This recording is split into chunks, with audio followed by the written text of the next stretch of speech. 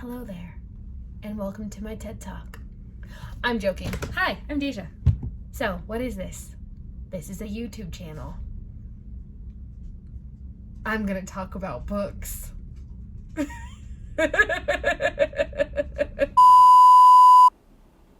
guys, my name is Deja. Welcome to my channel, because this is everything Deja.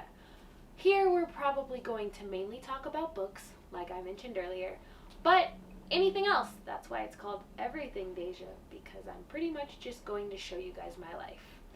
But today is all about books. And I thought to start my channel, let's talk about the one thing we all want to know. What were my favorite books of 2021?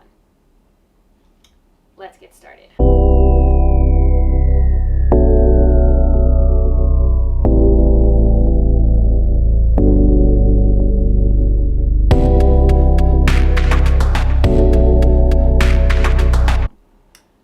By Honor. This is by Cora Riley, and this was the first Mafia book that I read this year at all.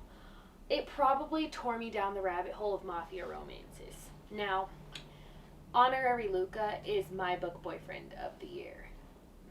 This man is written so immaculately that you just almost want to fall in love with two-dimensional paperback in-chapter people. Arya? I didn't love her at first, but you'll fall in love with her. You'll see why if you haven't read this book, and if you have, you know what I'm talking about. Also, after this, I just went down a rabbit hole. Like, I read the first 3 books. I just got the 4th one in paperback. I read the rest on my Kindle. I got addicted. It was just a rabbit hole of Mafia romance, and I absolutely loved it. Next book, again, another Mafia romance. And as you can see, I started annotating my books when I read this one. Just to be clear, Sophie Lark, I'm obsessed with you. But I'm pretty sure she already knows this because Instagram and TikTok. Callum. Oh, Callum.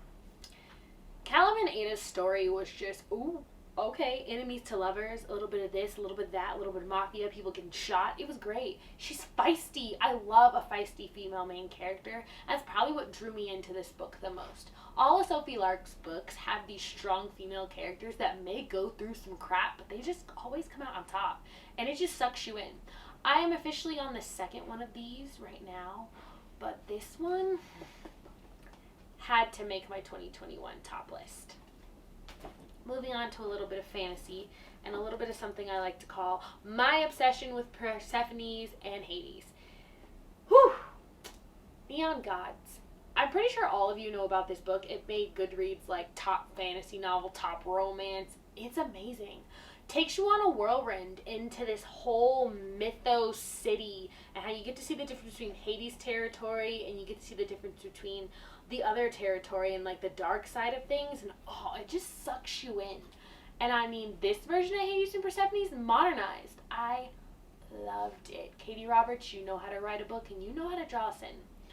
Now, unfortunately, I do not have paperbacks for every book, but I'm fingers crossed with maybe some book mail and maybe just me, doing what I do best in spending money on books.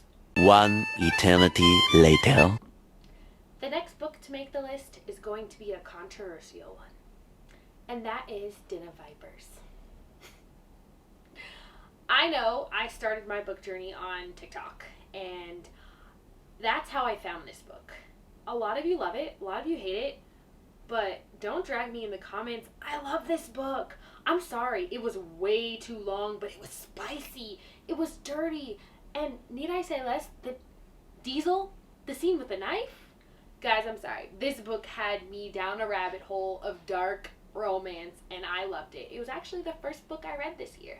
I gave it 5 stars. I thought it was chef's kiss, amazing, and I've never laughed and giggled and got a bunch of kitty butterflies, if you know what I mean, while reading one book. So I loved it.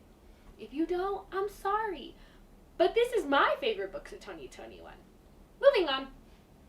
So this was actually an arc that I read, and I think I absolutely fell in love. It's called Waylon, Angel, and the Ruthless Reapers. This was also the first MC book that I ever dived into, and I think I'm addicted now. I'm super addicted, to be honest. It drew me in. It had so much drama. The characters. I've never wanted to like Blues Could Do's We Could Too inside of a book so that I could beat some people up. If you've read Waylon, then you understand who I want to beat up and why I want to beat them up. But guys, if you haven't checked this one out, Theodore Taylor is an amazing author. So please go read this book. Please go read this book. Alright, the next couple of books are going to be of the same genre or typecast, and that's going to be reverse harems. Now, after I read Den of Vipers, I got addicted to reverse harems and I just wanted to read more. The first one I read was Four Psychos. I loved it. It mixed everything you want. Four Horsemen, reverse harem, fantasy, drama, a whole mythical world that you were just like, ooh, ah. Every page just had me addicted. Now, Four Cycles has 4 books to it, and when I tell you I read them all in like 3 days, I didn't put them down. I was up at 3 o'clock in the morning just going to the next one on my Kindle Unlimited app.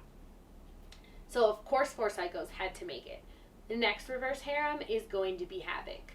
Now, I don't hear a lot about this book, which kind of drives me crazy. Yes, the first 3 books were on point. The last 2 were 4 stars, not 5 stars. For me, personally. But just the concept of these Havoc boys, this high school bully romance, everyone's life is so chaotic, drama out your ears, every page is something new, cliffhangers between books. This is why I tell you, I read 5 books in 2 days. I don't think I slept, to be honest with you, and I don't care. Havoc really just inundated me in reverse harems, and I absolutely fell in love. Again, if you have not read that, go check it out. You see it on the screen. Go read these books, guys. Next book, we're going to wrap it on around back to Sophie Lark. As I told you earlier, I'm obsessed. And There Are No Saints got me even more obsessed with her. The Brutal Birthright is amazing, but There Are No Saints was the first psychopathic romance book. When I tell you, I thought I was reading a murder mystery at first when I started this book, not a romance.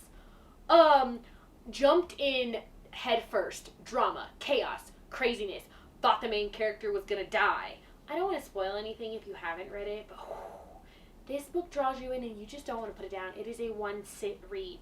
One-sit read. Now, honestly, it made me want to get another tattoo, and if you have read the book, you know exactly why, because that tattoo scene was spicy. It was spicy. And I love spicy. If it's not like ghost pepper hot, and don't call it a spicy novel. This was a spicy novel. And the last book on my 2021 best reads for Deja was The Sweetest Oblivion, which again is a mafia romance book. Danielle Laurie captured me with her characters. I just got a little obsessed with the whole taboo, it's my brother's fiance, whole vibe going on, and then of course it was mafia, but the family wars, the drama. I love anything that's spicy, dramatic, and drawn beautifully. And Danielle Laurie wrote these characters beautifully. Nico, do I need to say anything else? Because if you've read this book, you know that Nico is Chef's kiss of book boyfriends. I don't know what else to say. Go read this book if you haven't, guys. Please. I promise you, my recommendations are good. My TikTok following can tell you that they are. That wraps up my 2021 tops. Now, the rest of this year, we're going to have some fun reading some books. We're going to have some fun showing you bookish stuff. And we're just going to have fun vlogging my life, I guess. Bye, guys. A few moments later. Also, if by chance you guys want to find any of these books, let them be on Amazon or Kindle, I am going to leave the links below to all of my top 2021 books so that you guys can go read them if you haven't. Have a nice day, guys.